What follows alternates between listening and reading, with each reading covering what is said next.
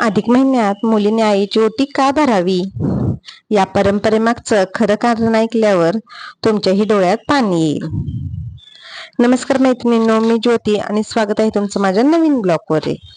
आज मी तुम्हाला आमच्या घरात घडलेला एक सुंदर आणि भावनिक प्रसंग सांगणार आहे.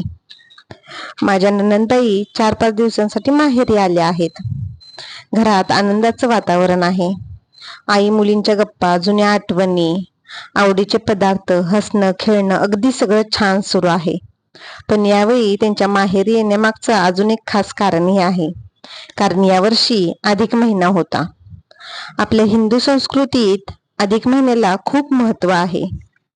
हा महिना भगवान विष्णूंना समर्पित केला जातो. या महिन्यात दान, धर्म, जप, पूजा, व्रत यांना विशेष महत्व दिलं जातं. पण याच महिन्यात एक सुंदर परंपरा देखील आहे. ती म्हणजे मुलीने आपल्या आईची ओटी भरणे. लहानपणी आई आपल्यासाठी किती काही करते. रात्रभर जागते, आपल्याला भरवते, शिकवते, सांभाळते, आपल्या प्रत्येक आनंदात आनंद मानते. आईचे संपूर्ण आयुष्य मुलांसाठी समर्पित असतं. पण आई स्वतःसाठी कधीच काही मागत नाही. म्हणूनच अधिक महिन्यात मुलगी आपल्या आईचा सन्मान करते. तिला हळदी कुंकू लावते, ओटी भरते, आशीर्वाद घेते आणि मनापासून आभार मानते.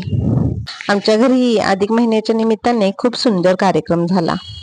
माझ्या तिन्ही नंदांनी आधीपासूनच सगळी तयारी करून ठेवली होती. कोणी रांगोळी काढली, कोणी आरतीचं ताट सजवलं, तर कोणी आईला सुंदर साडी नेसवून छान तयार केलं. घरभर एक वेगळाच उत्साह होता. फळं, गोड पदार्थ, फुलं, हळदी कुंकू अगदी सगळं प्रेमाने मांडलं होतं. थोड्या वेळाने सासूबाईंना पाटावर बसवलं. आईंच्या चेहऱ्यावर आनंद आणि कुतूहल दोन्ही दिसत होतं. मग तिन्ही मुलींनी मिळून आईंचे पाय धुतले, त्यांचं पूजन केलं, औक्षण केलं आणि मनापासून त्यांचा सन्मान केला. त्या क्षणी खरंच खूप छान वाटत होतं. त्यानंतर तिन्ही नंदांनी आईंना सुंदर सुंदर साड्या गिफ्ट दिल्या. आज नणंदबाई माझ्या सासूबाईंची ओटी भरत होत्या. पण त्यामागे फक्त एक परंपरा नव्हती, तर आईने केलेल्या संघर्षाला दिलेला मान होता.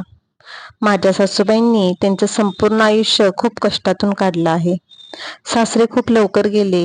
त्यावेळी 2 मुलींची लग्न झाली होती. अजून एक मुलगी लग्नाची होती आणि मुलगा जो की शाळा शिकत होता, माझे मिस्टर. अचानक आलेल्या त्या संकटाने संपूर्ण कुटुंब हादरलं होतं. सासूबाई कधीच घराच्या बाहेर पडल्या नव्हत्या. घर आणि कुटुंब एवढं त्यांचं जग होतं. पण परिस्थितीसमोर हार मानून चालणार नव्हतं. मुलाचं शिक्षण, मुलीचं लग्न आणि घरचा खर्च या सगळ्या जबाबदाऱ्या एकट्या आईंवरतीच आल्या होत्या.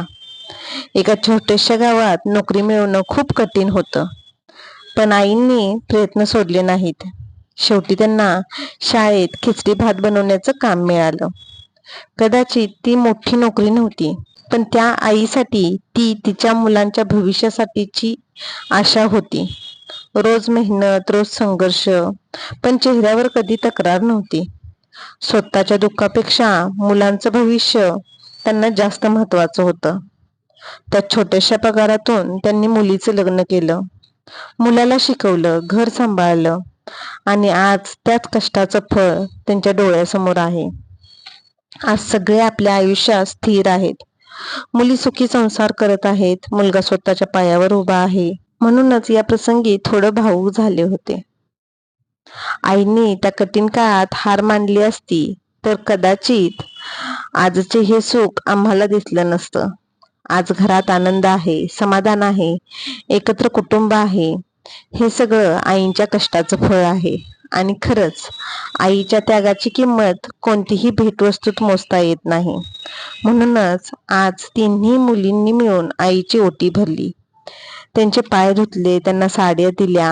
कारण त्या साड्या फक्त भेट नव्हत्या, तर त्या आईच्या संघर्षाला दिलेला सलाम होता, त्या आईच्या कष्टांना दिलेला मान होता आणि त्या माऊलीच्या चरणी अर्पण केलेली कृतज्ञता होती. त्या आईने स्वतःच्या डोळ्यातील अश्रू लपवून मुलांच्या चेहऱ्यावर हसू आणलं. त्या आईचा सन्मान करण्यासाठी एक दिवस नाही तर संपूर्ण आयुष्यही कमी पडेल. तर मैत्रिणींनो, कसा वाटला हा ब्लॉग कमेंटमध्ये नक्की सांगा आणि आपल्या आयुष्याने ही जाईबाबा या चॅनलला सबस्क्राईब करा आणि मला कमेंटमध्ये नक्की सांगा तुमच्या नंदुबाईंनी तुमच्या सासूबाईंची ओटी भरली का. धन्यवाद.